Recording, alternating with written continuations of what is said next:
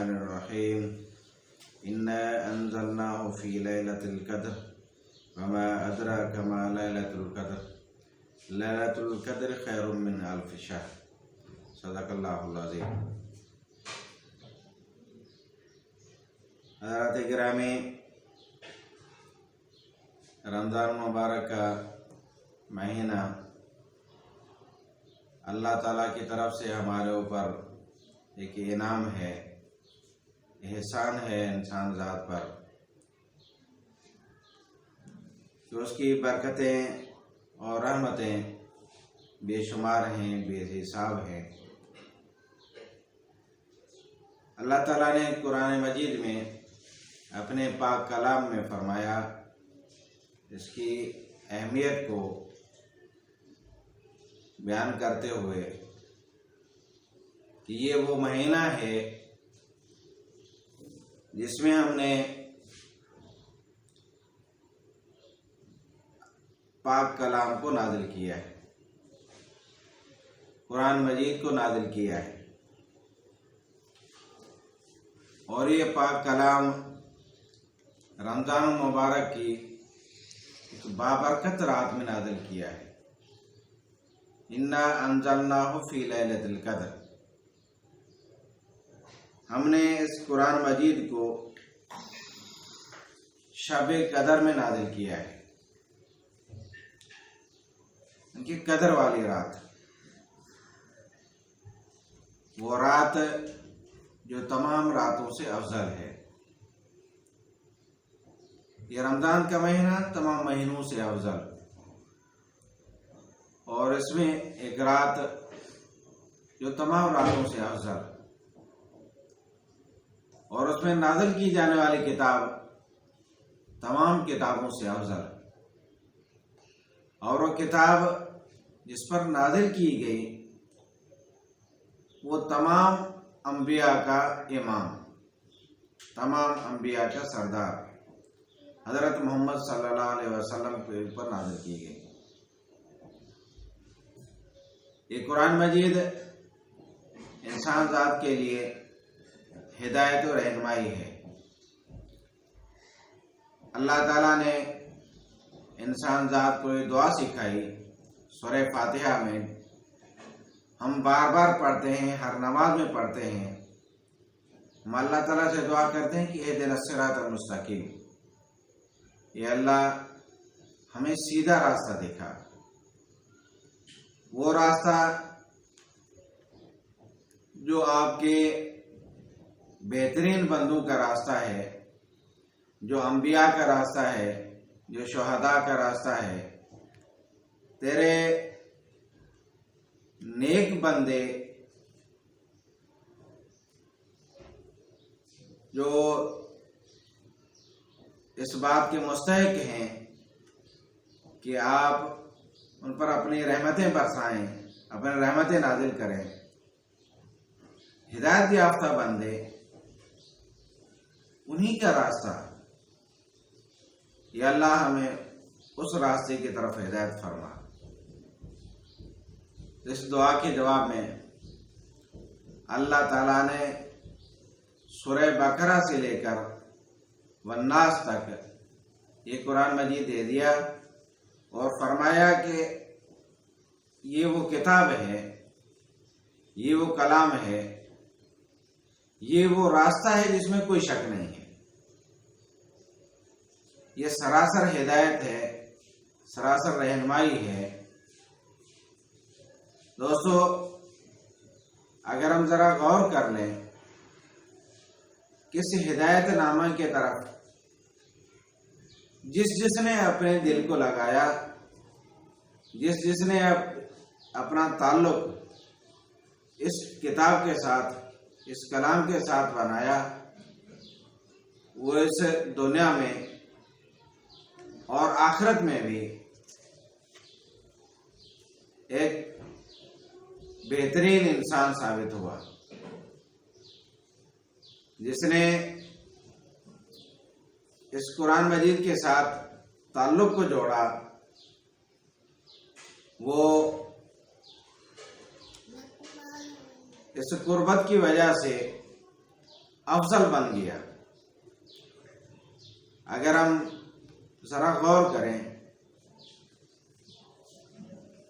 کہ وہ کپڑے کا معمولی سا ٹکڑا جو ہم خود اپنے آپ بازار سے جا کر خرید لاتے ہیں، اور اس کو ویسے تو کوئی اہمیت نہیں ہے، لیکن جب اس کو قرآن مجید کا خلاف بناتے ہیں، یعنی اس کا تعلق قرآن مجید سے جڑ جاتا ہے، تو پھر یہ کپڑا انتہائی متبرک ہو جاتا ہے، برکت والا ہو جاتا ہے، اس کی شان اور منزلت بڑھ جاتی ہے، اس کی قدر و قیمت بڑھ جاتی ہے، اور پھر ہم اس کپڑے کو زمین پر گرنے نہیں دیتے، اس کپڑے کو اپنے آنکھوں سے لگاتے ہیں، اس کو چومتے ہیں۔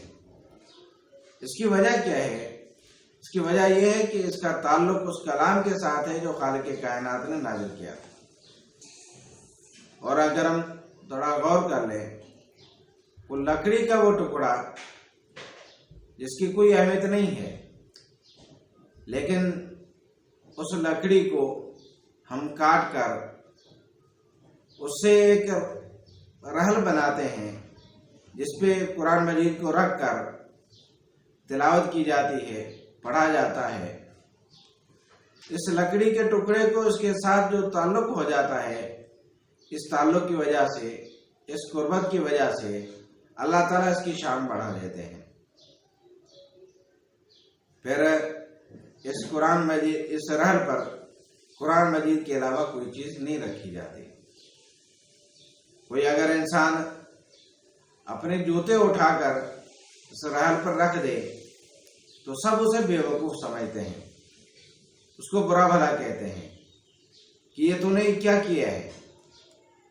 یہ لکڑی کا ٹکڑا تو صرف لکڑی کا ٹکڑا اب نہیں رہا، اس کا تعلق اس کتاب کے ساتھ بن گیا ہے جو اللہ تعالیٰ کی کتاب ہے، اس کو اللہ تعالیٰ نے نازل کیا ہے، اور افضل ترین کتاب ہے، اور ہدایت و رہنمائی کا سرچشمہ ہے، اور یہ انسان کی رہنمائی کرتی ہے۔ اگر انسان کو سیدھا راستہ درکار ہے، سیدھے راستے کی تلاش ہے، تو قرآن مجید اس کی طرف رہنمائی کرتی ہے۔ اگر انسان کو زندگی گزارنے کا بہترین طریقہ معلوم کرنا ہے تو قرآن مجید اس کی طرف رہنمائی کرتا ہے کہ تمہیں زندگی کس طرح گزارنی چاہیے۔ زندگی گزارنے کے لیے ظاہر ہے کہ کاروبار چاہیے، مال و متاع چاہیے، مال و اسباب چاہیے، یہ کس طرح حاصل کرنا ہے، کس طرح کرنا ہے، یہ قرآن مجید اس کی طرف رہنمائی کرتا ہے۔ اس کائنات کے اسرار اور رموز اس کی طرف قرآن مجید رہنمائی کرتا ہے، اور قرآن مجید یہ بتاتا ہے کہ اس دنیا میں جتنے بھی بندے آئے انہوں نے اپنے تعلق کو اللہ تعالیٰ کے ساتھ تعلق کو جوڑ لیا تو اس کے بہترین بندے بن گئے۔ اور ہمارے لیے یہ رہنمائی ہے کہ اگر ہم اللہ تعالیٰ کے محبوب بندے بننا چاہتے ہیں تو اللہ تعالیٰ کے ساتھ اس کتاب کے ساتھ تعلق کو جوڑنا ہوگا۔ اللہ تعالیٰ فرماتے ہیں کہ اس کلام پاک کو ہم نے قدر والی رات نازل کیا ہے۔ وہ فرمایا کہ تمہیں کیا پتا کہ قدر والی رات کیا ہے؟ قدر والی رات 1000 مہینوں سے بہتر ہے۔ دوستو، سوچنے والی بات ہے کہ 1000 مہینے اگر ان کو شمار کیا جائے تو 83 سال کچھ مہینے اور کچھ دن بنتے ہیں، لیکن اس گننے کا مقصد پورا نہیں ہوتا، اس کا ثواب اس تک محدود نہیں ہے، اس کا ثواب سے کہیں زیادہ ہے۔ یہ تو صرف اس کے بتانے کے لیے اس کی اہمیت کو اجاگر کرنے کے لیے اس طرح کا بتایا گیا ہے کہ اس سے کثرت مراد ہے، یعنی بہت زیادہ جو ہے وہ اجر و ثواب اس انسان کو ملے گا جو شخص اس رات، اس قدر والی رات کھڑے ہو کر نوافل پڑھتا ہے، نماز پڑھتا ہے، تو سمجھو 1000 مہینوں سے زیادہ اس نے نمازیں پڑھی۔ ایک رات کی عبادت اس کی 1000 مہینوں سے زیادہ کی عبادت شمار کی جائے گی۔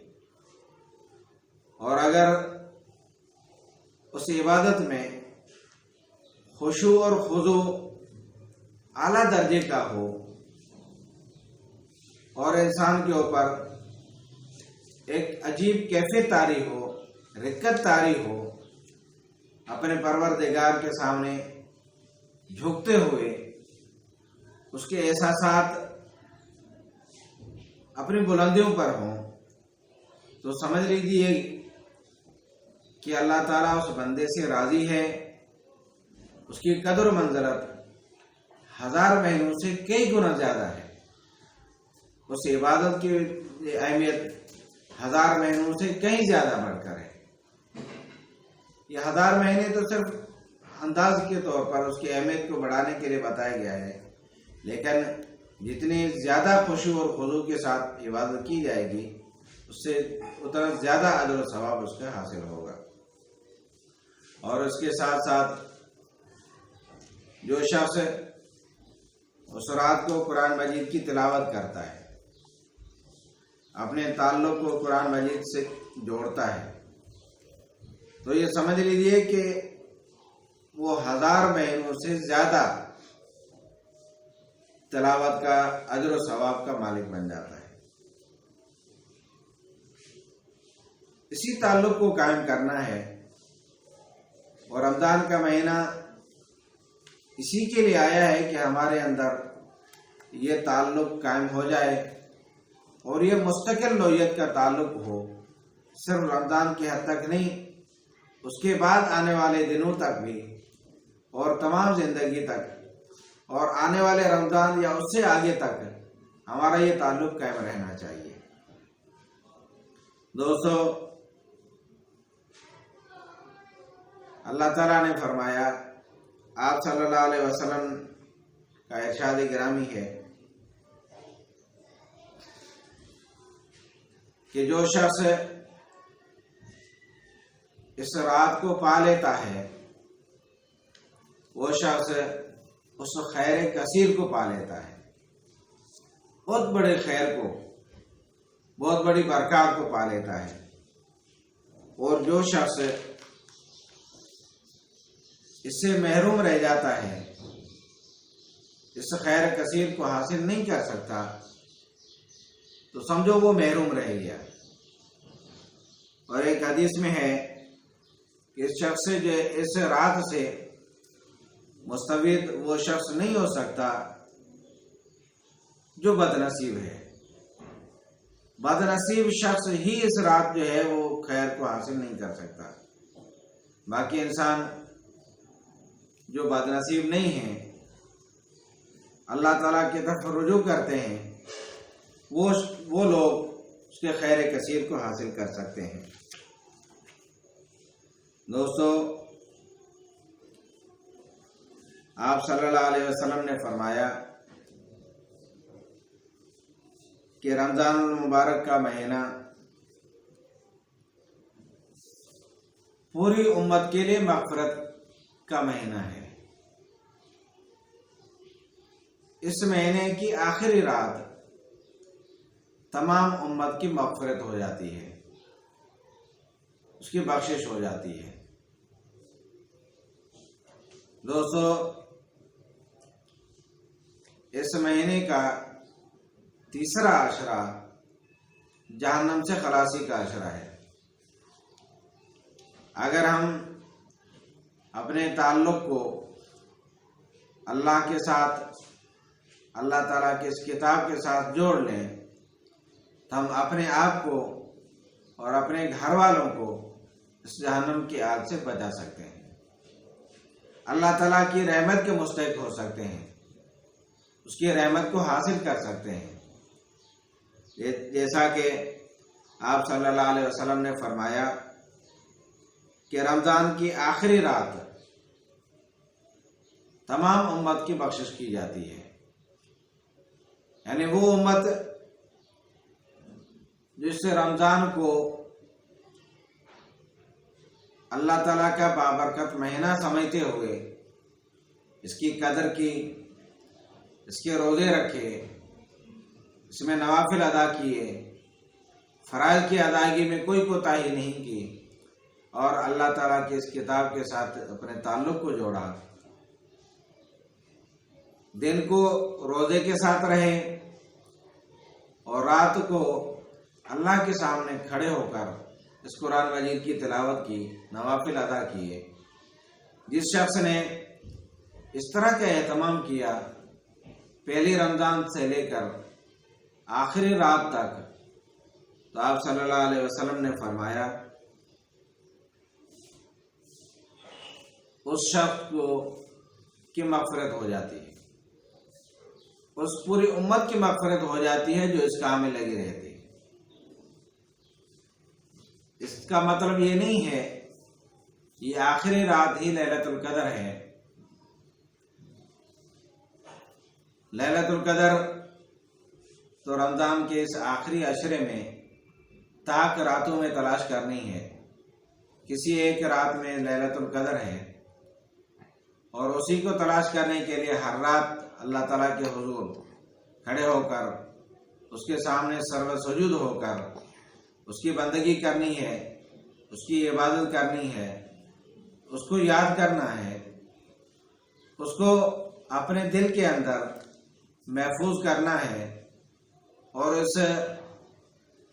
اس تار کو چھیڑنا ہے جو تار مسلسل چلتی رہے،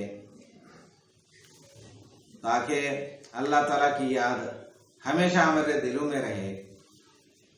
اور آپ صلی اللہ علیہ وسلم نے یہ بھی فرمایا کہ مزدور کو مزدوری اس وقت دی جاتی ہے جب وہ کام مکمل کرتا ہے. جب تک کام مکمل نہیں کرتا اس کو مزدوری نہیں دی جاتی. یعنی رمضان کی آخری رات اس کی مزدوری کا وقت ہوتا ہے. وہ رات اس کی عبادت کی، رمضان مبارک کے برکات کی آخری رات ہوتی ہے جو اس نے پورے مہینے میں مشقت کی، اللہ تعالیٰ کو راضی کرنے کی کوشش کی، اسی کا صلہ اسے دیا جاتا ہے اور اس کی مغفرت کی جاتی ہے. دوستو، اس بابرکت مہینے کے اب چند دن باقی رہ گئے ہیں. ہمیں کوشش کرنی چاہیے کہ ان چند دنوں میں اپنے رب کو جتنا راضی کر سکتے ہیں کر لیں. پہلے جو کوتاہی ہوئی اس کی تلافی جتنی کر سکتے ہیں کر لیں. جو ہم نے نقصان کے پہلے کیا ہے اس نقصان کو پورا کرنے کے لیے جتنا ہم کر سکتے ہیں کر لیں. اللہ تعالیٰ سے دعا ہے کہ اللہ تعالیٰ ہمیں یہ توفیق دے کہ ہم اس کو راضی کرنے کے لیے جتنا ہو سکے ہم کوشش کریں، محنت کریں، اس کو راضی کرنے کی کوشش کریں. اگر ہم نے یہ کوشش کی، جدوجہد کی، سچے دل سے خلوص نیت کے ساتھ اس کو راضی کرنے کی کوشش کی، تو یقیناً وہ ہمیں معاف فرما دیں گے، وہ ہمیں جنت کا مستحق ٹھہرائیں گے اور ہمیں جہنم کی آگ سے محفوظ رکھیں گے. اللہ تعالیٰ ہم سب کو جنت کا حقدار ٹھہرائے اور ہمیں جہنم کی آگ سے محفوظ فرمائے. وما علینا الا البلاغ المبین.